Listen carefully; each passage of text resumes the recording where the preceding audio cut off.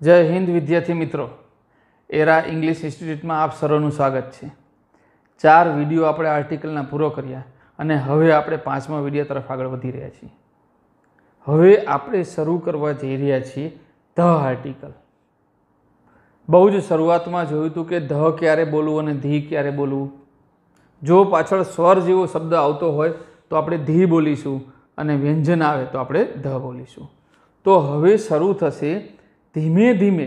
हाँ, extra ordinary तो शीखवानुं ज छे आपणे के जे पेपर सेटर पूछी सके, आपने न आवड़े एवुं न बने एवुं तो शीखवानुं ज छे, पण एनी शरूआत जे छे ए नाना जेना नियमो छे ए नियमावलीथी शरू थशे के आवुं होय तो आ आवशे, आवुं होय तो आ आवशे।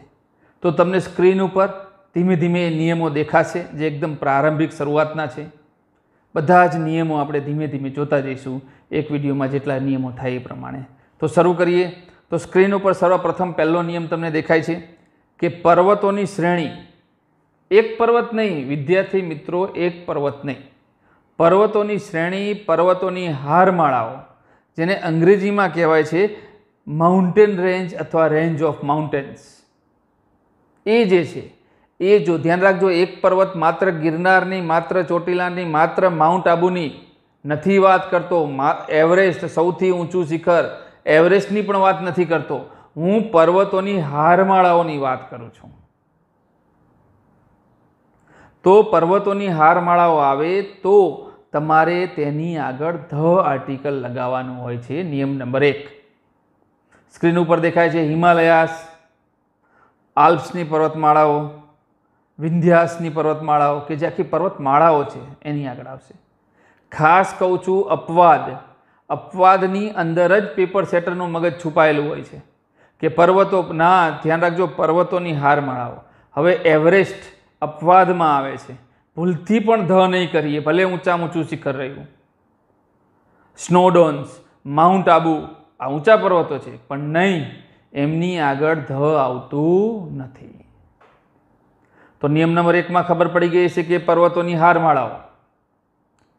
स्क्रीन पर नियम नंबर 2 देखाय छे द्वीप समूहो, group of island, group of island, नाना नाना टापुओ, सादी भाषा में जेनो एक समूह, आखो समूह एनी आगळ ध आवशे। नाना नाना टापुओनो समूह, ध्यान राखजो कोई एक टापू नहीं, नाना नाना टापुओनो समूह। East Indies, the West Indies आज टापुओना समूह है। द आंदामान्स, आंदामान निकोबार जे कहे छे कि जे नाना नाना टापुओनो समूह है तो एनी आगळ ध आवशे। एकला टापू होय तो नहीं, जे नीचे नाम लखेला है जेमांथी घणा खरा आपने नहीं खबर होय। साइलोन्स, पछी जे बाजुमां लखेलुं छे कि सुमात्रास, पछी जावा, आ बधा टापुओ छे, टापुओना समूह नथी। ओके, तो नियम नंबर 2 कि टापुओना समूह जे हशे एनी आगळ ध आवशे। नियम नंबर 3 सौथो आपणो मनगमतो वालोड़ो नियम कि नदी, खीण, सागर, महासागर, जंगलो, रण बधाना ज नामनी आगळ ध शब्द आवशे।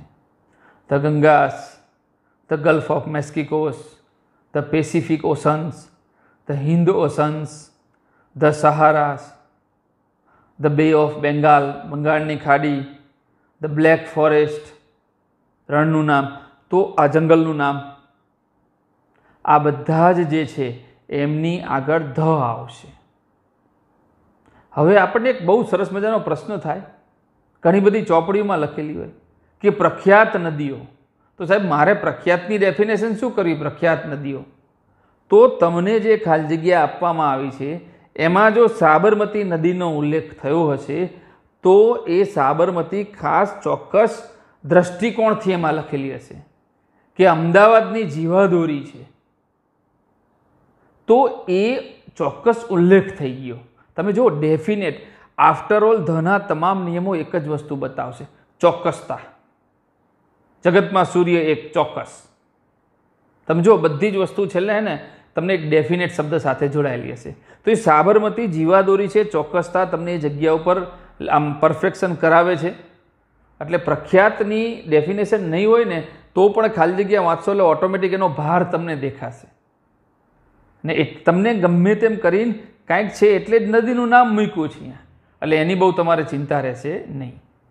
તો અહીંયા જે એક નિયમ હતો કે ખીણો, સાગરો, મહાસાગરો, આ બધાની આગળ આપણે ધ આર્ટિકલ લગાડીશું. નિયમ નંબર 3. નિયમ નંબર 4 સાહેબ જોવા જેવો ને ખૂબ રસપ્રદ નિયમ નંબર 4 છે. સ્ક્રીન ઉપર એક સરસ ખાલી જગ્યા દેખાય છે. ખાલી જગ્યામાં લખેલું છે, જુઓ તમે, કે વેર ઇઝ ખાલી જગ્યા બાથરૂમ. ખાલી જગ્યા છે સ્ક્રીન ઉપર દેખાશે તમને, જુઓ કે વેર ઇઝ ખાલી જગ્યા બાથરૂમ. અને હવે હું તમને ઓપ્શન આપું છું કે એ, એન અને ધમાંથી કોઈ એક ઓપ્શન મૂકો. ચલો વિચારો શું મજા આવશે. નિયમ એક બાજુ ગયો, વિચારો શું મજા આવશે. તારું એક જોરદાર વિચાર આવશે. અહીંયા 2 વર્ગ પડી જશે. સારું સાહેબ, મજા તો છે ને ધમાં આવે છે. જો રાગ કેટલો સરસ બેસી જાય છે, વેર ઇઝ ધ બાથરૂમ. પણ સારું જો ધ લખીએ સાહેબ તો તાજમહલનું અપમાન થાય. હા કે તાજમહલની આગળ ધ લાગે ને બાથરૂમની આગળ ધ લાગે.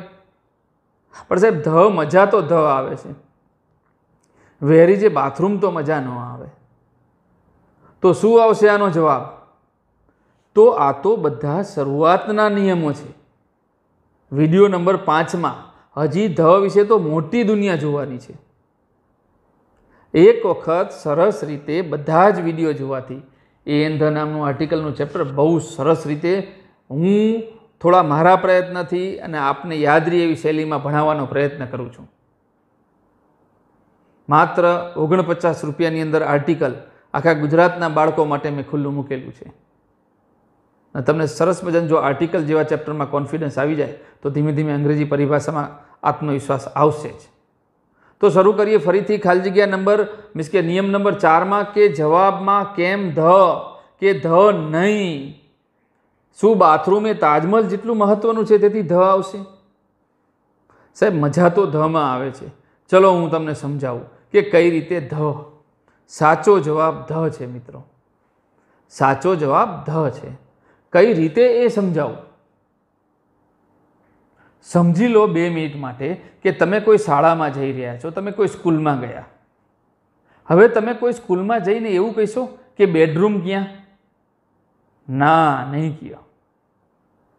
પણ તમે બધા મારી ઘરે આવશો તો તમે મને પૂછશો કે સાહેબ કિચન ક્યાં? So the difference is that you have supposition કે when you came my home, તો તમે જ્યારે મારી ઘરે આવો છો ત્યારે તમારા મનની અંદર ખબર છે કે ક્યાંક તો કિચન છે. એનો અર્થ કે એક વખત માઇન્ડમાં ઉલ્લેખ થઈ ગયો કે કિચન છે. હવે તમે બોલો છો તો એકવાર ઉલ્લેખ થઈ ગયા પછી બીજી વાર ઉલ્લેખ થાય છે. સાહેબ બહુ જ વિચારવા જેવો નિયમ છે. હું કોઈ શાળામાં જાઉં છું, મને પરફેક્ટલી ખબર છે કે પ્રિન્સિપલની ઓફિસ છે જ, હોય જ. તો મારા માઇન્ડે એક વખત નક્કી કરી લીધું કે પ્રિન્સિપલની ઓફિસ છે, એકવાર ઉલ્લેખ થઈ ગયો. હવે હું કોકને પૂછું છું બીજી વાર, where is the principal office? Where is the? તો એમ હું તમારી ઘરે આવું, તમે મારી ઘરે આવો તો તમને ખબર છે કે ક્યાંક તો બાથરૂમ છે જ. તો એક વખત ઉલ્લેખ થઈ ગયો, માઇન્ડમાં જે બહાર નથી આવતો અને તમે બીજી વાર પૂછી રહ્યા છો, આમ ચોક્કસ સ્થળ ઉપર ચોક્કસ સ્થળ હશે. એ બાબતની નિર્મિત કરવા માટે જે શબ્દ વપરાય તો તેની આગળ ધ શબ્દ વપરાય છે. Where is the bathroom? ચલો ક્લિયર? પાકું? તમે આ વસ્તુ મેં કીધું એ પ્રમાણે કે સ્કૂલમાં જઈને વેર ઇઝ ધ બેડરૂમ નહીં બોલો, અને ઘરે જઈ અને where is the chemistry lab નહીં બોલો. તો એનો ભાવાર્થ એવો થયો કે સેન્સ ઓફ હ્યુમર, શાળામાં જઈશું, શાળામાં આ વસ્તુ હશે જ. તો એકવાર ઉલ્લેખ મનમાં થાય, બીજી વાર ઉલ્લેખ શાબ્દિક રીતે અથવા લખાણમાં થાય, એટલા માટે ધ શબ્દ આવે છે. તો આમ મિત્રો બાથરૂમથી માંડી અને તાજમહલ સુધીની સફર એ આર્ટિકલ ધ તમને કરાવશે. બહુ જ મજા આવશે. એક એક નિયમ એના મજા આવે છે. તો વેર ઇઝ ધ બાથરૂમ કેમ આવે છે એ આપણને ખબર પડી ગઈ છે. ચોક્કસ સ્થળ ઉપર ચોક્કસ સ્થળ છે એવી ધારણા હોવાથી ધ આર્ટિકલ આવે છે. 5મો નિયમ બધાને આવડતો, સરળ, કે મોટા પવિત્ર જેટલા ગ્રંથો, ધર્મગ્રંથો જે છે એ બધાની આગળ ધ આવે છે. The Gita, the Bible, the Ramayana, the Mahabharata, the Paradise Lost, જે તમને સ્ક્રીન ઉપર દેખાય છે. તો સર્વસામાન્ય નિયમ છે, એને વારંવાર બોલવાની જરૂર નથી, સાદો નિયમ છે. છઠ્ઠો નિયમ, અવકાશીય પિંડ. અવકાશીય પિંડ જેને અંગ્રેજીમાં કહેવાય છે હેવનલી બોડીઝ. અને બીજી રીતે કહું તો જે જગતમાં માત્ર ને માત્ર એક છે. ઘણા બધા વિદ્યાર્થીને થતું હશે કે સાહેબ એમાં મારો સમાવેશ થાય. હા, બરાબર છે, પણ જે જગતમાં માત્ર ને માત્ર એક છે એવા જે છે વસ્તુ, કે સૂર્ય, ચંદ્ર, આ બધી જ વસ્તુ એક છે. પૃથ્વી, યુરેનસ, નેપચ્યુન, પ્લુટો, આ બધું એક એક છે. આવા તમામ અવકાશીય પિંડોની આગળ કોઈ પણ જાતની શરમ કર્યા વગર, મીન્સ કે ઉપાધિ કર્યા વગર ધ શબ્દ તમારો મૂકવાનો છે. The earth, the sky, the sun, the moon, આ બધાની આગળ ધ આવશે.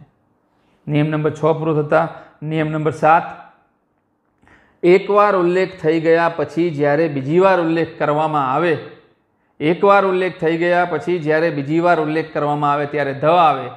બહુ જ જૂનું જાણીતું એક વાક્ય કે ધીસ ઇઝ એ પેન. પહેલી વાર પેન આવી ગઈ કે ધીસ ઇઝ એ પેન, એકવાર પેન આવી, એ પેન.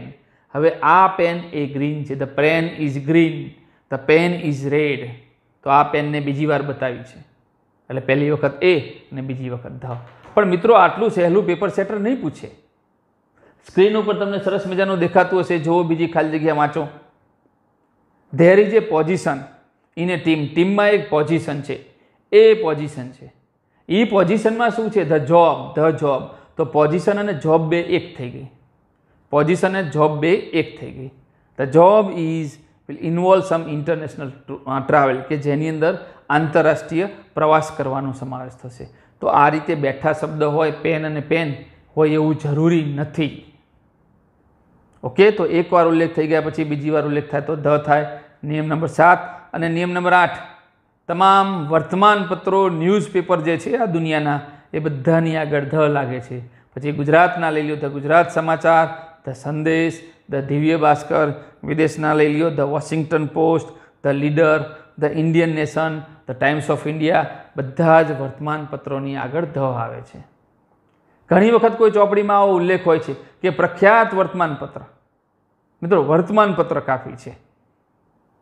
પછી આપણને ખબર જ છે કે જો એક સામાન્ય વર્તમાનપત્ર મૂકેલું હશે ને કદાચ, તો પણ એ કંઈક ચોક્કસતાની અણી ઉપર હશે, એટલા માટે જ ત્યાં લખેલું હશે. એટલા માટે તેની આગળ પણ ધ આવે છે. જેમ કે સાંજ સમાચાર, તો એ કાંઈક મહત્વ એમાં બતાવતું જ હશે સાંજ સમાચારનું, અને આપણને ખબર પડી ગઈ વર્તમાનપત્ર છે, તો એની આગળ આપણે ધ મૂકીશું. તો અહીંયા આપણે 1 થી 8 નિયમ ખૂબ નિરાતે જોયા. ઘણા બધા નિયમો છે. આ આપણો 5મો વિડીયો છે. તો આ રીતે એક એક નિયમ પહેલાં નોર્મલી જોઈશું, પછી વિશિષ્ટ, જેમ એનના હતા એમ વિશિષ્ટ નિયમો જોઈશું. અને આમ આખું જ બધું જ 10 થી 11 વિડીયો પૂરો થતાં ઘણું બધું ભંડોળ અંગ્રેજીમાં આર્ટિકલ નામે આપની પાસે આવી જશે. તો વધારેમાં વધારે આ એપ્લિકેશન તમારા મિત્રોને કહો કે ડાઉનલોડ કરે અને આટલા ઓછા રૂપિયાની અંદર આટલું સરસ જ્ઞાન પ્રાપ્ત કરે. અને હું સતત ને સતત તમે સમજણ પડે એવી ભાષાની અંદર ભણાવવાનો હું પ્રયત્ન કરીશ. આ એક પહેલેથી એક મારો ભાગ રહેલો છે કે તમને સમજણ પડે એવી પરિભાષામાં હું તમને સમજાવીશ. એક સિદ્ધાંત છે કે જેવો ખાનારો હોય એવી રીતે પીરસીએ, એટલે જેથી એને પાચન થાય, એને સમજણ પડે. હજી આથી પણ વિચિત્ર નિયમ હોય, પણ શરૂઆત એકદમ લો લેવલથી ધીમે ધીમે કરવાની હોય છે. તો આશા રાખું સમજણ પડતી હશે. અને કોમ્પિટિટિવ એક્ઝામમાં આ ચેપ્ટર ખૂબ જ મહત્ત્વનું છે, છેક સુધી આવતું ચેપ્ટર છે. તો તમે નિરાતે આને ભણશો એવી આશા સાથે. જય હિન્દ.